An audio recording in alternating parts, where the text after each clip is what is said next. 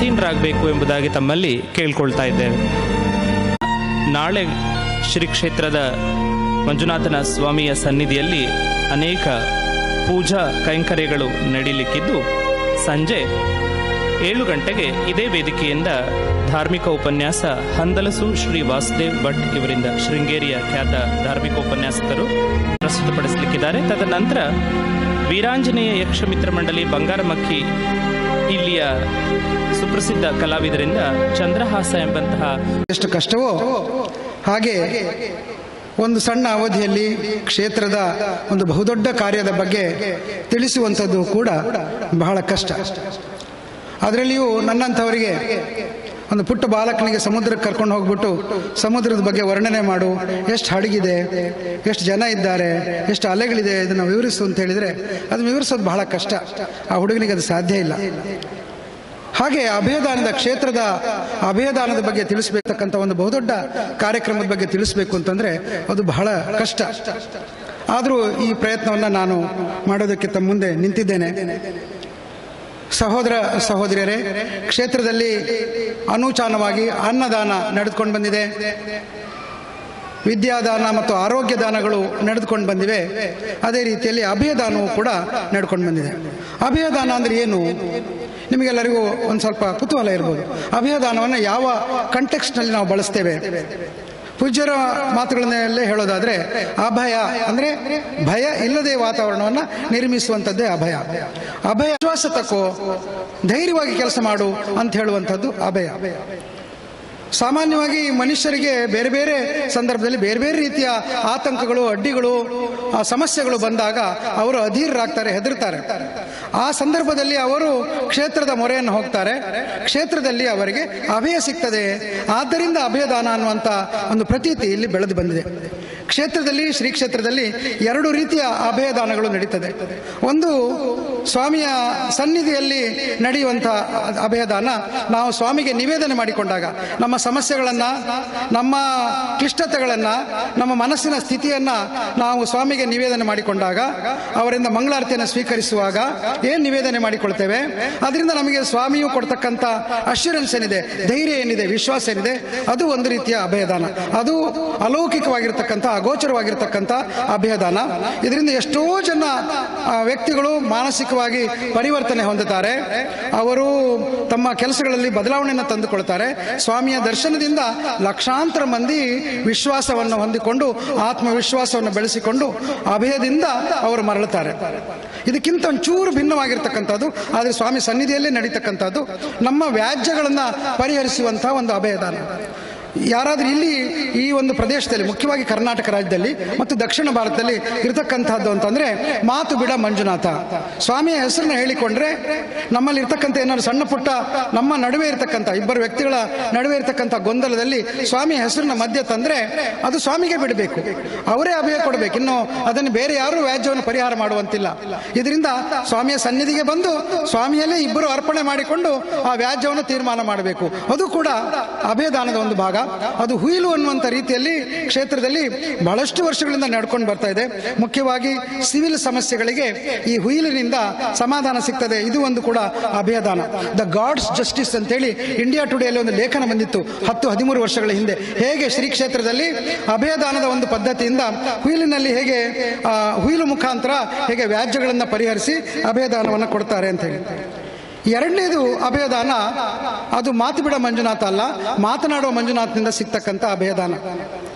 ನಾವು ಸ್ವಾಮಿ ಸನ್ನಿಧಿಯಲ್ಲಿ ಕೆಲವು ನಿವೇದನೆ ಮಾಡಿಕೊಂಡ್ರೆ ಸ್ವಾಮಿ ಸನ್ನಿಧಿಯಿಂದ ಹೊರಗಡೆ ಬಂದ ನಂತರ ಮಾತನಾಡುವ ಮಂಜುನಾಥ ಅಂದರೆ ಪೂಜ್ಯ ಹೆಗ್ಗಡೆ ಅವರಲ್ಲಿ ನಮ್ಮ ಸಮಸ್ಯೆಗಳನ್ನು ನಿವೇದಿಸಿಕೊಂಡಾಗ ಅವರು ಅದಕ್ಕೆ ಅಭಯವನ್ನು ಕೊಡ್ತಾರೆ. ಅದು ಲೌಕಿಕವಾಗಿರ್ತಕ್ಕಂಥ ಅಭಯದಾನ. ಆದರೂ ಅದರಲ್ಲಿ ಕೂಡ ಅಲೌಕಿಕ ಇದ್ರೂ ಕೂಡ ಅದು ಹೆಚ್ಚುವಾಗಿ ಲೌಕಿಕವಾಗಿರ್ತದೆ.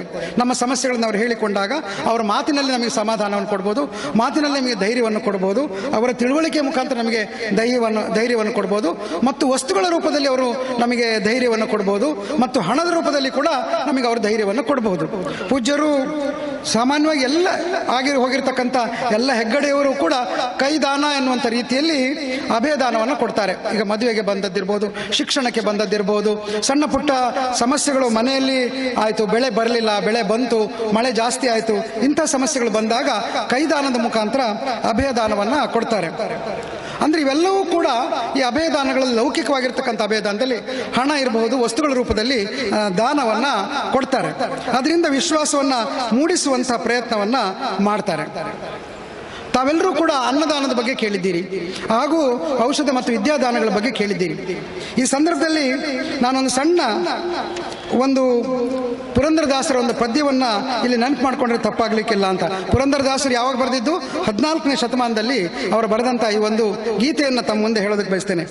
ಏನು ಬರದೆಯೋ ಬ್ರಹ್ಮ ನೀನೆಷ್ಟು ನಿರ್ದಯನೋ, ಏನು ಬರದೆಯೋ ಬ್ರಹ್ಮ ನೀನೆಷ್ಟು ನಿರ್ದಯನೋ, ಅಭಿಮಾನವನ್ನು ತೊರೆದು ಪರರನ್ನು ಬೇಡುವುದ, ಏನು ಬರದೆಯೋ ಬ್ರಹ್ಮ ನೀನೆಷ್ಟು ನಿರ್ದಯನೋ. ಅಂದ್ರೆ ಪುರಂದರದಾಸರು ಸ್ವತಃ ಶ್ರೀಮಂತರಾಗಿದ್ದರು, ಆದರೂ ಬೇಡುವುದರ ಒಂದು ದೈನ್ಯತೆಯ ವಿರುದ್ಧವಾಗಿ ಅವರು ಬರೆದಂಥ ಒಂದು ಗೀತೆ ಇದು. ಏನು ಬರೆದಪ್ಪ ನೀನು, ನಾನೆಲ್ಲ ನನ್ನ ಅಭಿಮಾನವನ್ನು ಬಿಟ್ಟು ಬೇಡುವಂಥದ್ದನ್ನು ಬರೆದುಬಿಟ್ಟೆಲ್ಲ ಮಾಡಿದೆಲ್ಲ, ನನಗೆ ನೀನೆಷ್ಟು ನಿರ್ದಯನೋ ಅಂತೇಳಿ ಅವರು ದೇವರನ್ನು ನಿಂದಿಸ್ತಾರೆ. ಆಮೇಲೆ ಅವರು ಹೇಳ್ತಾರೆ, ಹಿಂದೆ ಬರದ ಬರಹ ಹೇಗಾದರಾಗಲಿ ಮುಂದೆನ್ನ ವಂಶದಲ್ಲಿ ಜನಿಸುವರ ಕಾಯೋ. ನಂದಂತೂ ಆಗಿ ಹೋಯ್ತು ಬಿಡು, ನಾನೆಲ್ಲ ಬೇಡಿಕೊಂಡೇ ಬದುಕಿದ್ದೇನೆ, ಆದರೆ ಮುಂದೆ ಬರುವವರನ್ನ ಹೇಗಾದರೂ ನೀನು ರಕ್ಷಿಸಬೇಕು, ಅವರನ್ನ ಕಾಪಾಡಬೇಕು, ಅವರಿಗೆ ಈ ರೀತಿ ಬೇಡುವ ಪ್ರಸಂಗ ಬರದೇ ಇದ್ದಾಗ ನೋಡ್ಕೋ. ಇದು ಉಡುಪಿ ಶ್ರೀಕೃಷ್ಣನ ಆಣೆ. ಶ್ರೀಕೃಷ್ಣನ ಮೇಲೆ ಆಣೆ ಇಟ್ಟು ಪುರಂದರದಾಸರು ಹೇಳ್ತಾರೆ, ಬೇಡುವುದು ಮಹಾ ಒಂದು ದೈನ್ಯತೆಯ ಕೆಲಸ, ಅದು ಯಾರಿಗೂ ಬೇಡ, ಅದರಿಂದ ಏನೂ ಆಗೋದಿಲ್ಲ ಅಂತ. ಇದನ್ನ ಮನಗಂಡಂತಹದ್ದು ನಮ್ಮ ಇಂದಿನ ಹೆಗ್ಗಡೆಯವರು ಕಳೆದ 47 ವರ್ಷಗಳಿಂದ ಹೆಗ್ಗಡೆ ಪರಂಪರೆಯನ್ನು ಮುಂದುವರಿಸಿಕೊಂಡು ಬರ್ತಾ ಇರತಕ್ಕಂಥ ಪರಮ ಪೂಜ್ಯ ವೀರೇಂದ್ರ ಹೆಗ್ಗಡೆಯವರು. ಅವರು ಇದನ್ನು ಅರ್ಥ ಮಾಡಿಕೊಂಡ್ರು. ಅಂದರೆ ಈ ಒಂದು ಗೀತೆಯ ಅರ್ಥ ಅಂದರೆ ಮನುಷ್ಯರಲ್ಲಿ ಸ್ವಾಭಾವಿಕವಾಗಿ ಸ್ವಾವಲಂಬಿ ಜೀವನವನ್ನು ನಡೆಸಬೇಕು. ಯಾರು ನಾವು ದೈನ್ಯತೆಯಿಂದ ಬೇಡುವಂಥ ಪರಿಸ್ಥಿತಿ ಬರಬಾರ್ದು, ನಮ್ಮ ಬದುಕು ಸ್ವಾವಲಂಬಿಯಾಗಿರಬೇಕು, ಆತ್ಮಾಭಿಮಾನದಿಂದ ಸ್ವಾಭಿಮಾನದಿಂದ ಬದುಕಬೇಕು. ಅಂಥ ದಾನ ಅತ್ಯಂತ ಶ್ರೇಷ್ಠವಾದ ದಾನ ಎಂದರಿತಂಥ ಪೂಜ್ಯರು ಅಭಯದಾನದಲ್ಲಿ ಒಂದು ಹೊಸ ಭಾಷ್ಯವನ್ನೇ ಅವರು ಬರೆದಿದ್ದಾರೆ. ಅದು ನಿಜವಾಗಿ ನಾನು ಯಾವಾಗಲೂ ಭಾವಿಸೋದುಂಟು, ಶ್ರೀ ಕ್ಷೇತ್ರ ಧರ್ಮಸ್ಥಳದ ಸ್ವರ್ಣಯುಗ ಕಳೆದ 40 ವರ್ಷಗಳಲ್ಲಿ ಮನುಷ್ಯರನ್ನ ವ್ಯಕ್ತಿತ್ವಗಳನ್ನು ಒಂದು ಕುಟುಂಬವನ್ನು ನಿರ್ಮಿಸುವಂಥ ಯೋಗವಾಗಿ ಶ್ರೀ ಕ್ಷೇತ್ರ ಧರ್ಮಸ್ಥಳ ಪೂಜ್ಯ ವೀರೇಂದ್ರ ಹೆಗ್ಗಡೆ ಅವರ ಲೌಕಿಕ ಚಿಂತನೆಯಲ್ಲಿ ಸ್ವಾಭಿಮಾನಿಗಳನ್ನು ಸ್ವಾವಲಂಬಿಗಳನ್ನು ಸೃಷ್ಟಿಸುವುದಕ್ಕೋಸ್ಕರ ಅಭಯದಾನವನ್ನು ಅವರು ಕೈಗೊಂಡಿದ್ದಾರೆ. ಅನ್ನದಾನ ಮಾಡಿದರೆ ಬೆಳಿಗ್ಗೆ ಒಂದು ಹೊತ್ತು ಊಟ ಆಗ್ತದೆ, ಮತ್ತೆ ಹಸಿವಾಗ್ತದೆ, ರಾತ್ರಿ ಹಸಿವಾಗುತ್ತೆ. ಆ ಹೊತ್ತಿಗೆ ಸಾಕಂತ ಅನ್ನಿಸ್ಬೋದು, 3 ಗಂಟೆ ಆದ್ಮೇಲೆ ಮತ್ತೆ ಹಸಿವಾಗುತ್ತೆ. ವಿದ್ಯಾದಾನ ಮಾಡಿದರೆ ವಿದ್ಯಾದಾನದಲ್ಲಿ ಒಂದು ಅವಕಾಶ ನಿರ್ಮಾಣ ಆಗುತ್ತೆ, ಒಬ್ಬ ಮನುಷ್ಯ ತನ್ನನ್ನು ತಾನು ರೂಪಿಸ್ಕೊಳ್ಬೋದು, ಆ ಅವಕಾಶ ನಿರ್ಮಾಣ ಆಗುತ್ತೆ. ಅದೇ ರೀತಿ ಔಷಧ ದಾನ ಅಗತ್ಯತೆ ಬಿದ್ದಾಗ ನೀಡುವಂಥ ದಾನ, ಅದು ಯಾವಾಗಲೂ ಬೇಕಾಗೋದಿಲ್ಲ.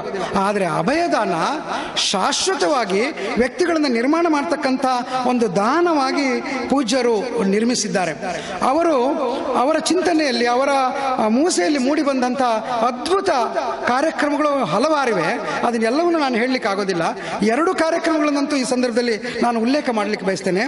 ಮೊದಲನೇ ಕಾರ್ಯಕ್ರಮ 1982ನೇ ಇಸ್ವಿಯಲ್ಲಿ ಭಗವಾನ್ ಬಾಹುಬಲಿಯ ಪ್ರತಿಷ್ಠಾಪನೆ ಸಂದರ್ಭದಲ್ಲಿ ಅವರು 2 ಅವಳಿ ಜವಳಿ ಸಂಸ್ಥೆಗಳಿಗೆ ಜನ್ಮ ಕೊಟ್ಟರು. ಅದರಲ್ಲಿ ಒಂದು ಗ್ರಾಮೀಣಾಭಿವೃದ್ಧಿ ಮತ್ತು ಸ್ವ ಉದ್ಯೋಗ ತರಬೇತಿ ಕೇಂದ್ರ. ಈ ಕೇಂದ್ರ ಇವತ್ತು ನಮ್ಮ ರಾಷ್ಟ್ರದಲ್ಲಿ ಸ್ವಾಭಿಮಾನಿ ವ್ಯಕ್ತಿಗಳನ್ನ, ಸ್ವಾಭಿಮಾನಿ ಕುಟುಂಬಗಳನ್ನ ನಿರ್ಮಿಸುವಂತಹ ಅತ್ಯಂತ ಕ್ರಾಂತಿಕಾರಿ ಕಾರ್ಯಕ್ರಮವಾಗಿ ನೋಡಿ ಬಂದಿದೆ. ಅಭಯದಾನದ ಶ್ರೇಷ್ಠ ಪರಂಪರೆಯ ಅತ್ಯುತ್ತಮ ಉದಾಹರಣೆಯಾಗಿ ನಮ್ಮ ಗ್ರಾಮೀಣಾಭಿವೃದ್ಧಿ ಮತ್ತು ಸ್ವ ಉದ್ಯೋಗ ತರಬೇತಿ ಕೇಂದ್ರ ಮೂಡಿ ಬಂದಿದೆ.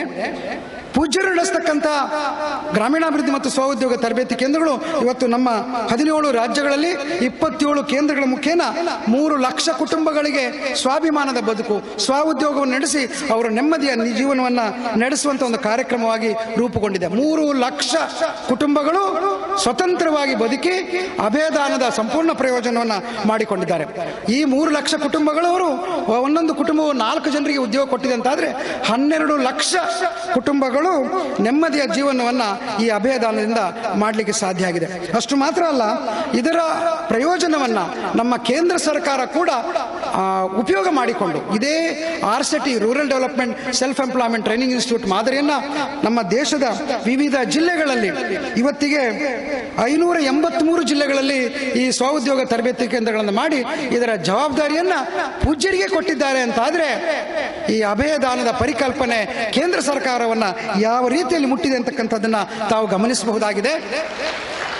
ಈ 583 ಕೇಂದ್ರಗಳು ಕಳೆದ ಸುಮಾರು 7 ವರ್ಷಗಳಲ್ಲಿ 22 ಲಕ್ಷ ಮಂದಿಗೆ ತರಬೇತಿಗಳನ್ನ ಕೊಟ್ಟು ಅದರಲ್ಲಿ 12 ಲಕ್ಷ ವ್ಯಕ್ತಿಗಳು ಸ್ವ ಉದ್ಯೋಗವನ್ನು ಮಾಡ್ತಾ ಇದ್ದಾರೆ. ಅಭಯದಾನದ ಒಂದು ಶ್ರೇಷ್ಠ ಉದಾಹರಣೆ ಇದು. ಇದರ ಬಗ್ಗೆನೇ ಮುಂದೆ ಹೋಗ್ತಾ ನಾನೊಂದು ಸಣ್ಣ ಉದಾಹರಣೆಯನ್ನು ಇದ್ರ ಬಗ್ಗೆ ಹೇಳಿದ್ರೆ ತಪ್ಪಾಗ್ಲಿಕ್ಕಿಲ್ಲ ಅಂತ ನಾನು ಭಾವಿಸ್ತೇನೆ. ಪೂಜ್ಯರು ಒಂದು 15 ದಿವಸಕ್ಕೆ ಹಿಂದೆ ಬೆಂಗಳೂರಿನ ನೆಲಮಂಗಲದಲ್ಲಿ ಒಂದು ಟೆಕ್ಸ್ಟೈಲ್ ಯೂನಿಟ್ ಅನ್ನು ಉದ್ಘಾಟನೆ ಮಾಡಿದರು. ರಾಮಸ್ವಾಮಿ ಅನ್ನುವಂಥ ಒಬ್ಬ ವ್ಯಕ್ತಿಯ CNR ಟೆಕ್ಸ್ಟೈಲ್ ಅನ್ನುವಂಥ ಒಂದು ಟೆಕ್ಸ್ಟೈಲ್ ಮಳಿಗೆಯನ್ನು ಅವರು ಉದ್ಘಾಟನೆ ಮಾಡಿದರು. ಮಳಿಗೆಯನ್ನು ಸಾಮಾನ್ಯವಾದಲ್ಲ, ಒಂದು ದೊಡ್ಡ ಮಾಲಿನಂಥ ಮಳಿಗೆ. ಈ ವ್ಯಕ್ತಿ 1995-96ರಲ್ಲಿ ನೋಡಿ, ವಿದ್ಯಾದಾನ ಪೂರ್ತಿ ಪ್ರಯೋಜನ ಬರೋದಿಲ್ಲ ಅನ್ನೋದಕ್ಕೋಸ್ಕರ ಹೇಳ್ತಾ ಇರೋದು. ಅವನು ಸೆರಿಕಲ್ಚರ್ನಲ್ಲಿ ಡಿಪ್ಲೊಮಾ ಮಾಡಿಕೊಂಡಂಥ ಒಬ್ಬ ವಿದ್ಯಾರ್ಥಿ, ಅವನಿಗೆ ಯಾವ ಕೆಲಸವೂ ಇಲ್ಲದೆ ಅತ್ಯಂತ ಹತಾಶನಾಗಿ ಬೆಂಗಳೂರಿನಲ್ಲಿ 600 ರೂಪಾಯಿನ ಕೆಲಸಕ್ಕೆ ಒಂದು ಬಟ್ಟೆ ಅಂಗಡಿಯಲ್ಲಿ ನೌಕರನಾಗಿ ಸೇರ್ಕೊಂಡಂಥ ವ್ಯಕ್ತಿ. ಅವನು ಅದರೊಳಗೆ 5 ವರ್ಷ ಕೆಲಸ ಮಾಡಿದ್ದ. 2000ನೇ ಇಸ್ವಿಯಲ್ಲಿ ಅವನು ಮದುವೆ ಆಗ್ಲಿಕ್ಕೆ ಹೊರಟಾಗ ಅವನ ಗೆಳೆಯ ಹೇಳಿದಂತೆ, 600 ರೂಪಾಯಿನಲ್ಲಿ ಹೇಗೆ ಬದುಕು ಮಾಡ್ತೀಯ ಮಾರಾಯ, ನೀನು ಇದರೊಳಗೆ 600 ರೂಪಾಯಿ ನೀನು ಹೆಂಡತಿಗೆ ಸಾಕಕ್ಕೆ ಸಾಧ್ಯವಾ ಅಂತ ಹೇಳಿದಾಗ ಅವನಿಗೆ ತಲೆಬಿಸಿ ಆಯಿತು. ಈ 600 ರೂಪಾಯಿ ಬದುಕೋಕೆ ಸಾಧ್ಯ ಇಲ್ಲ ಅಂತ ಹೇಳಿ. ಆ ಸಮಯದಲ್ಲಿ ಅವನ ಗೆಳೆಯ ಹೇಳಿದಂತೆ, ಈ 600 ರೂಪಾಯಿನ ಬದಲಾಯಿಸ್ಕೊಳ್ಬೇಕು ಅಂದ್ರೆ ಇಲ್ಲಿ ರೂಟ್ ಸೆಟ್ ಅಂತ ಒಂದು ಸಂಸ್ಥೆ ಇದೆ, ನೀನು ಅಲ್ಲಿ ಹೋಗಿ ಟ್ರೈನಿಂಗ್ ತಗೊಂಡ್ರೆ ನೀನು ಬದುಕು ಬದಲಾಗುತ್ತೆ ಅಂತ. ಸರಿ, ಅವನು ಅದನ್ನ ಕೆಲಸ ಬಿಟ್ಬಿಟ್ಟು ರೂಟ್ ಸೆಟ್ಗೆ ಬಂದು ಸೇರ್ಕೊಂಡ. ಮೊದಲನೇ ದಿವಸವೇ ಅವನ ನಿರೀಕ್ಷೆಗಳನ್ನು ಬರೆಯುವಾಗ ಅವನ ನಿರೀಕ್ಷೆಗಳು ಬರೀಲಿಕ್ಕಿದೆ. ಅವರು ಬರೆದಂತೆ, ಏನು ಬರೆದ ಅವನು, ನಾನು 6 ವರ್ಷ ಅಂಗಡಿಲಿ ಕೆಲಸ ಮಾಡಿ ಅನುಭವ ಮಾಡ್ಕೊಂಡಿದ್ದೀನಿ, ಇಲ್ಲಿ ಥೀರಿ ಭಾಷಣ ಮಾಡೋರು ಬಂದ್ಬಿಟ್ಟು ನನಗೆ ಪಾಠ ಮಾಡ್ತಾರೆ, ಇದರಿಂದ ಏನು ಪ್ರಯೋಜನ ಆಗಲ್ಲ ಅಂತ ನನಗೆ ಗ್ಯಾರಂಟಿ ಆಗಿದೆ ಅಂತ ಮೊದಲನೇ ದಿವಸವನ್ನು ಬರೆದುಬಿಟ್ಟ.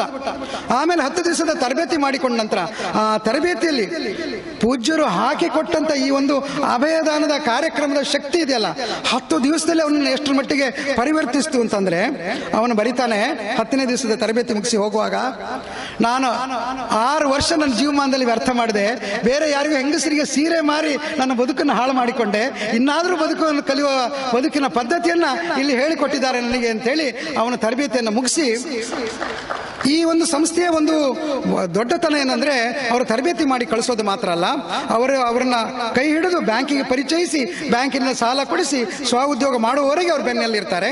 ಹಾಗೆ ಇವನಿಗೆ 2001ನೇ ಇಸ್ವಿನಲ್ಲಿ ಬೆಂಗಳೂರಿನ ಕೆನರಾ ಬ್ಯಾಂಕಿನಲ್ಲಿ 1 ಲಕ್ಷ ರೂಪಾಯಿನ ಸಾಲ ಪಡ್ಕೊಂಡು ಇವನು ಒಂದು ಸಣ್ಣ ಮೆಡಿಕಲ್ ಸ್ಟೋರ್ ಅನ್ನು ಪ್ರಾರಂಭಿಸಿದ. ಇದು ಕಥೆಯ ಪ್ರಾರಂಭ. 2001ರಲ್ಲಿ ಮೆಡಿಕಲ್ ಸ್ಟೋರ್ ಅನ್ನು ಪ್ರಾರಂಭಿಸಿದವನು ಅದರೊಳಗೆ ಕಷ್ಟಪಟ್ಟು ದುಡಿದ. ಇದರಿಂದ ಈ ಅಭಯದಾನದ ಪ್ರೇರಣೆಯಿಂದ 2005ನೇ ಇಸ್ವಿನಲ್ಲಿ ಪಕ್ಕದಲ್ಲಿ ಒಂದು ಸಣ್ಣ ಬಟ್ಟೆ ಅಂಗಡಿಯನ್ನ, ಯಾಕಂದ್ರೆ ಅವನಿಗೆ ಬಟ್ಟೆ ಅಂಗಡಿಯ ಅನುಭವ ಇದ್ದರಿಂದ ಬಟ್ಟೆ ಅಂಗಡಿ ಹಾಕಿಕೊಂಡ, ತನ್ನ ತಮ್ಮಂದ್ರನ್ನೆಲ್ಲ ಆ ಕೆಲಸಕ್ಕೆ ತೆಗೆದುಕೊಂಡ. 2009ನೇ ಇಸ್ವಿನಲ್ಲಿ ಈ ಬಟ್ಟೆ ಅಂಗಡಿಯಿಂದ ಮೊದಲು ಮೆಡಿಕಲ್ ಶಾಪು, ಎರಡನೇದು ಬಟ್ಟೆ ಅಂಗಡಿ, ಆಮೇಲೆ CNR ಗ್ರನೈಟ್ಸ್ ಅಂತ ಹೇಳಿ ಗ್ರನೈಟ್ ಅನ್ನ ಶುರು ಮಾಡಿದ, ಅಂದ್ರೆ ಕಲ್ಲು ವ್ಯಾಪಾರವನ್ನು ಶುರು ಮಾಡಿದ. ಆಮೇಲೆ 2010ನೇ ಇಸ್ವಿನಲ್ಲಿ ಅವನ ಕನಸಿನ ಯೋಜನೆ CNR ಟೆಕ್ಸ್ಟೈಲ್ಸ್ ಅನ್ನುವಂಥ ಒಂದು ಮಳಿಗೆಯನ್ನು ಅವನು ಪ್ರಾರಂಭಿಸಿದ. ಇದು ಹಂತ ಹಂತವಾಗಿ 10 ವರ್ಷಗಳಲ್ಲಿ ಯಾವ ರೀತಿ ವ್ಯಕ್ತಿ ನಿರ್ಮಾಣಕ್ಕೆ ಇದು ಅನುಕೂಲ ಆಗ್ತದೆ ಅಂತ ಹೇಳಿ.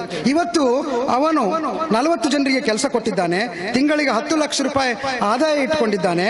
CNR medical, CNR textiles, CNR granite, CNR real estate.